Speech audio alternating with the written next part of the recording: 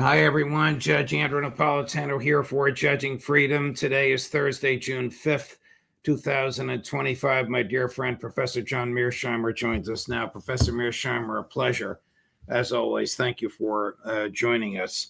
I do want to spend some time with you on the issue of why is Secretary Hegseth threatening China? But before we get to that, I need to elicit your views on the latest international events. Who do you think are the likely culprits of the drone attacks on the Russian military and civilian sites? Is it even conceivable this was done without CIA or MI6 involvement? It's hard for me to imagine that the CIA didn't know about this. I mean, we have been working very closely with Ukrainian intelligence since the start of this war. In fact, we basically helped turn the intelligence capability inside of Ukraine into what it is today. I mean, we were a principal driving force. We're joined at the hip with them. And the idea that an operation of this consequence would be unknown to the CIA is, for me, hard to believe.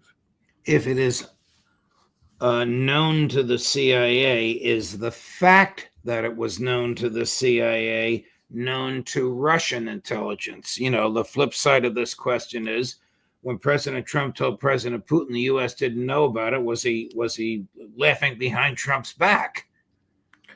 I don't know what the Russians knew. I think it's quite clear they didn't know the operation was coming. They were caught by surprise.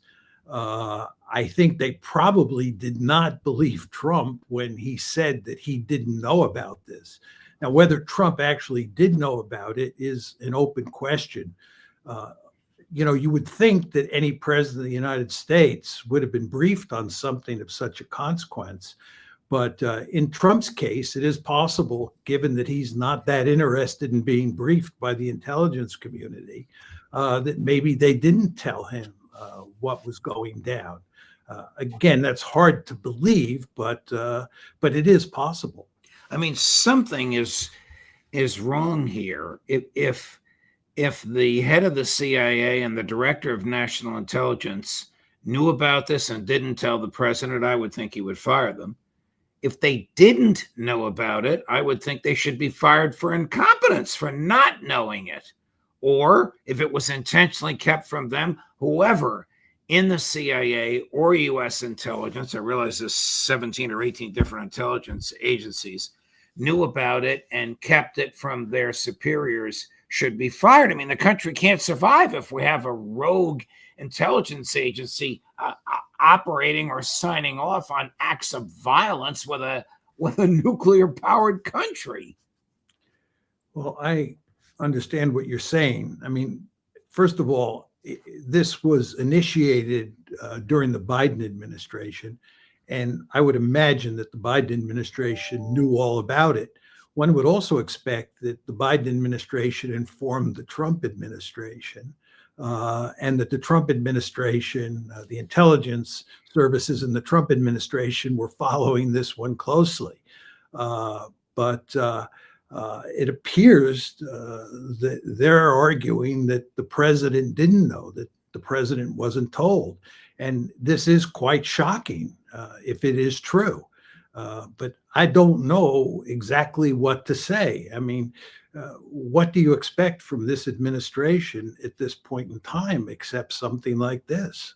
You know, I was taken aback. One of our guests today pointed it out. It may have been Scott Ritter. Normally, when President Putin makes a threat, either publicly or privately, and we learn about it in the West, President Trump denounces it. He's crazy. I'm sick of this. I don't want this violence. It's killing too many people. Yet Trump himself, Chris, can you put that full screen of the Truth Social up? Trump himself said of his conversation with President Putin, quote, "It was a good conversation, but not a conversation that will lead to immediate peace." President Putin did say, and very strongly, that he will have to respond to the recent attack on the airfields. and then nothing. Normally, I don't want him to do it, or I'll deal with this. Nothing like that. So either he is out of it, or he understands the what that Putin has to do what he has to do. I think the operative word in that Truth Social message that you just put up is good. Whenever Trump tweets about anything, he invariably uses words like, it was a tremendous conversation, it was a wonderful conversation, and so forth and so on. He uses hyperbolic language to portray his interactions with other leaders in a Right. positive manner. Right. He does that all the time. A big, beautiful bill. He loves language like that. Exactly. And when he says it was just a good conversation, you know that Putin read him the riot act. That's what happened here. Putin is furious. And I think Trump understands why he's furious. We targeted one leg of their strategic nuclear triad. This really matters.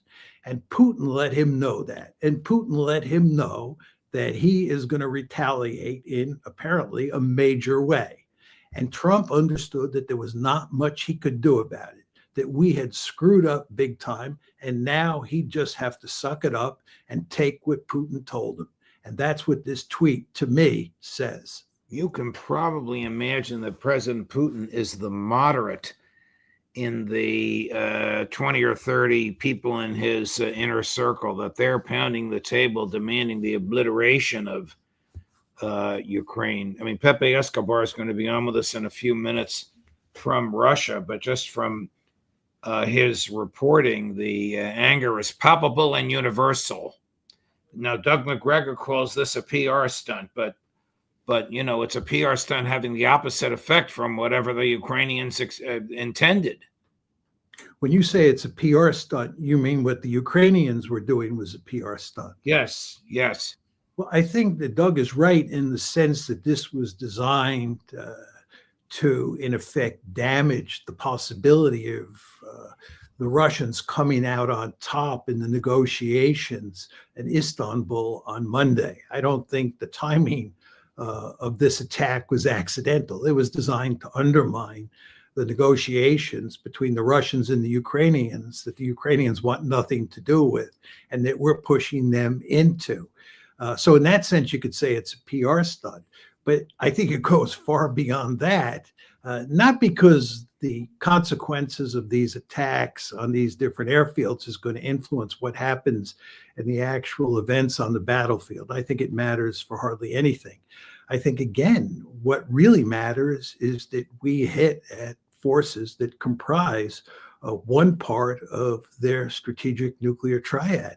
This is hugely consequential. This is something we should have never done. And I think Trump probably now recognizes that. How much damage did we do? Do you know?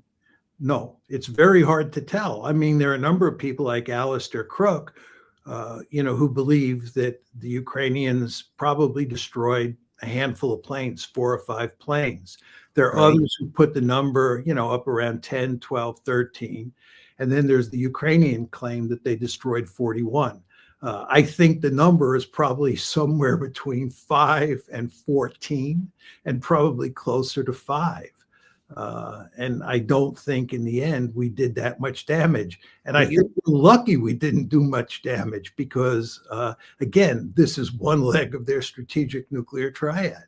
Do you know enough about how these drones actually work to give an opinion about whether all of this could have been calibrated without MI6 or CIA? Well, I think that the Ukrainians have plenty of experience with drone warfare. I mean, both the Russians and the Ukrainians are, on the cutting edge of developing drone technology and employing drones in situations like this. So I think they had that capability. I would imagine that where the Americans really helped was with intelligence, telling them, what the target set looked like and so forth and so on. That's where I think we would come in. But I wouldn't underestimate the Ukrainians' ability to, deal with the drone end of this operation. Before we jump to another subject, can you sort of get your hands around how any CIA could have known about this and the head of the agency didn't? Are there rogue CIA agents who, a la Senator Lindsey Graham, want to run their own foreign policy?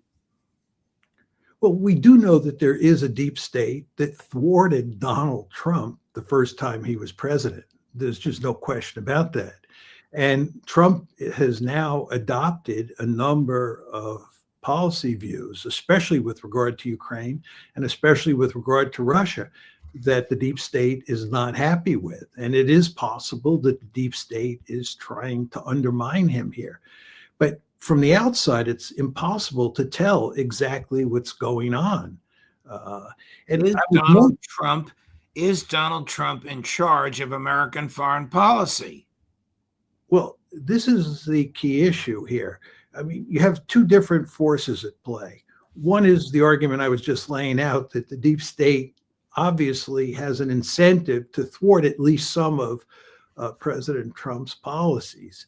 At the same time, the administration is so incompetent when it comes to executing foreign policy that it could be that what's going on here is that it's a blunderbuss operation by the Trump administration. It's not the deep state at play, or it could be a combination of the two, or it could be just the deep state in operation or at work. But we just can't tell from the outside what's going on.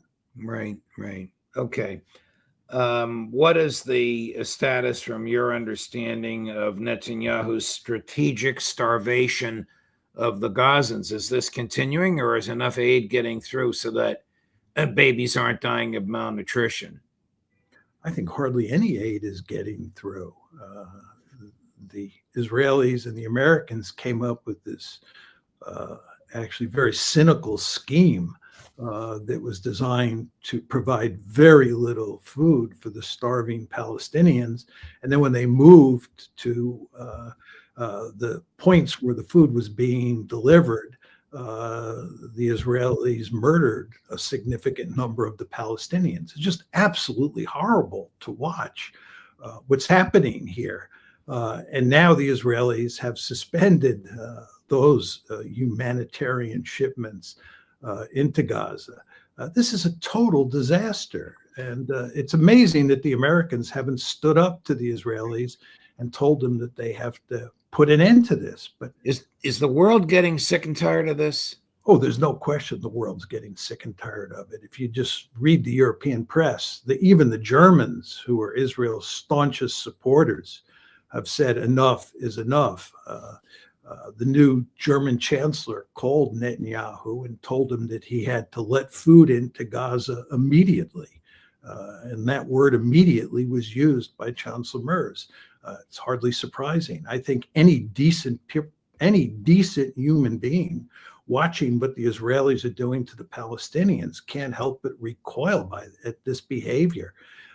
And this includes almost all Western leaders, the one exception being Donald Trump.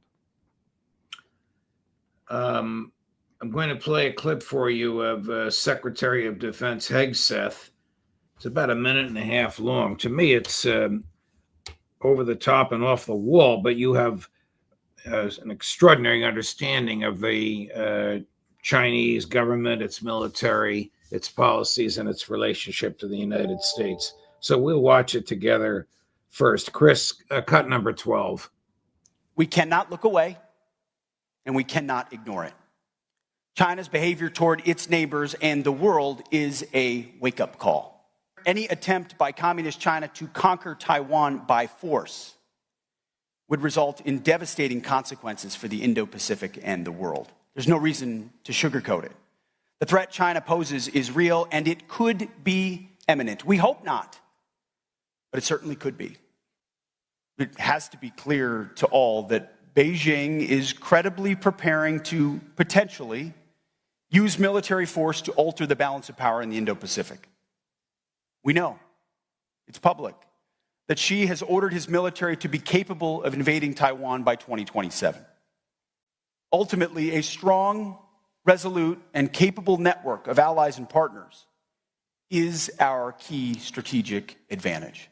China envies what we have together, and it sees what we can collectively bring to bear on defense. But it's up to all of us to ensure that we live up to that potential by investing.